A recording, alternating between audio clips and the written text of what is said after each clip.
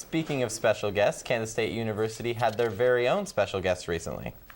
Millions of people are affected by America's immigration policy, and some in ways that you may not expect. The economics of immigration was the subject of a recent speech given by Texas Tech economics professor Ben Powell at Kansas State University.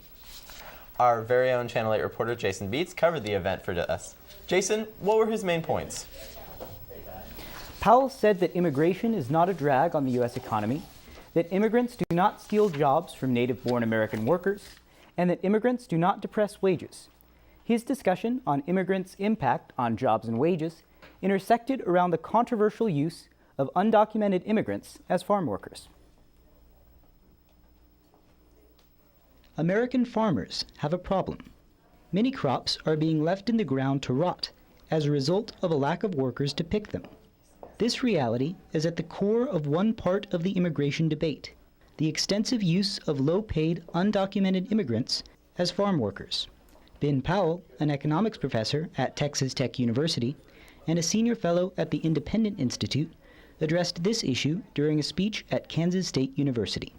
You know, it's popular in the immigration debate. Some people will be like, immigrants do the jobs that the native citizens won't do. True, but then someone will say, but if you paid more, the native citizens would do them.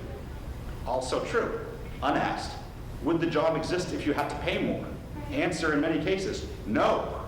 So what do we see actually in agricultural markets now in the United States?